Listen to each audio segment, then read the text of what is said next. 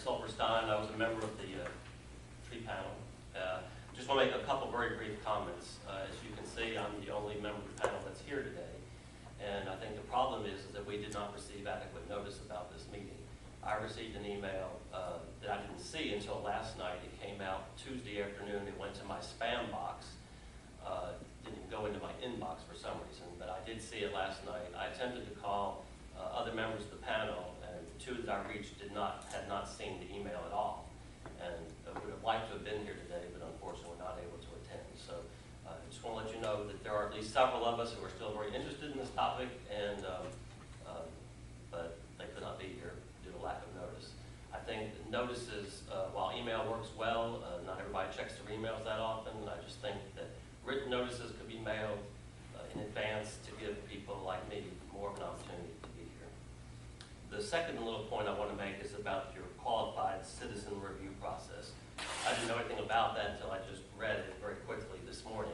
I noticed there's 6 members of them on that group. I know one of them personally. I don't know the others. But I think it's not a good idea to not invite members of the tree panel to offer any input they might want to make at this point in time, since we completed our work a couple of years ago. So I think that was an oversight, and I think that it speaks volumes for your lack of concern about input from people who know the most in the community about this issue. I can't speak for how many of them would have liked to have made input. Like I said, I didn't even know about that process until an hour ago. But I just think that's something that I just wanted everybody to be aware of, that we were not notified about it, asked to provide input, asked to meet with these people. Most of these people, I'm sure, knew nothing at all about this whole policy and what had been done. I don't know how much time they spent. I don't really know more about that. I don't intend to get into a presentation about any of the things that are in the report, really. I haven't had time to really digest it. But I do want to call to your attention a couple things. Websites are great. There's a lot of information on it. I look at it frequently to see what's new and different. But most people don't.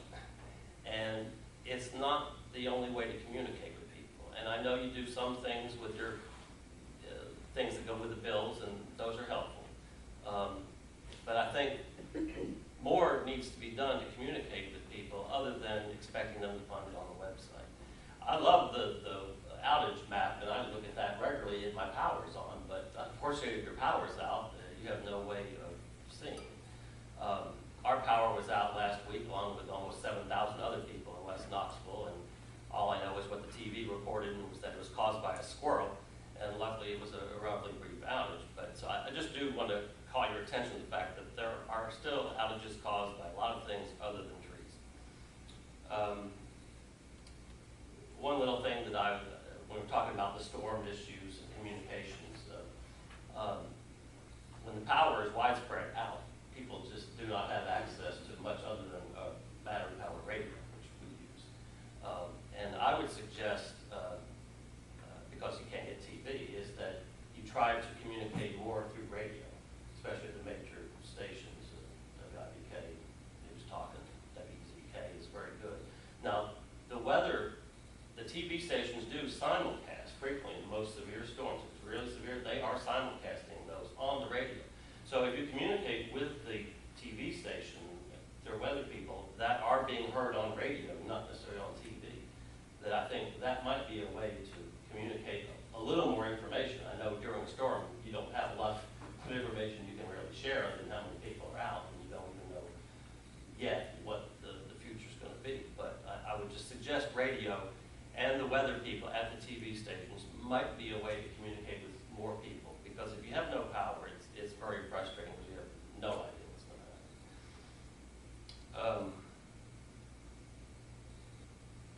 One other thing, just a general comment. Some of you were involved in this for the last few years. Others of you were rather new to the process, and I don't know about the audience here. But my concern from the very, very beginning, I've been involved in this thing for 6 years now. 6 years. Unfortunately, it's a long time. My major concern in the beginning is the same as it is today. And we can talk about all these things that have been done, and a lot of them are good, and I'm pleased that there's a lot of progress has been made in 6 years, but there's a lot more work to be done. But the most important thing that I look at is what is being actually done to the trees that are being cut. And while I don't have the time to go drive around all over town all the time and see what's going on, I do from time to time see things in my own neighborhood and neighborhoods close by. And I'm not satisfied with what I'm seeing. There are still trees being cut the wrong way. Branches that weren't cut 3 years ago are now being cut, totally cut off, way below the lines, facing away from the lines, so on and so forth. That is how I will judge this program and your responses to it, is what is actually going on tree by tree, neighborhood by neighborhood. And I'm still not satisfied with what I see. Now, I know you're still working on it. Things maybe get better. I'm not getting as many complaints as I used to from people. But there's work to be done. And so I hope that despite all the nice reports and presentations, that everybody thinks everything's finished and everybody's satisfied. Because I'm not satisfied. And others that I speak to are not satisfied. I was just in a meeting yesterday with somebody from a neighborhood who was still expressing the same thing to me about there are still problems. And they didn't know what to do about it. So I gave them a few suggestions that they need to communicate whatever it is they think to the powers that be at KUB. It doesn't do any good to tell me. But there's still work to be done. And I just want to be sure you are aware that I'm still here. You haven't heard from me in a while, but I'm still here and I'm still paying attention. I've been a little busy, as you probably have seen, fighting TVA. And, but I'm not done. And as the good Lord lets me, I will still be paying attention to this issue and doing what I can to make things better for our community. I thank you for your time and attention. Mary, thank you for taking the time to come talk to us. Any other input?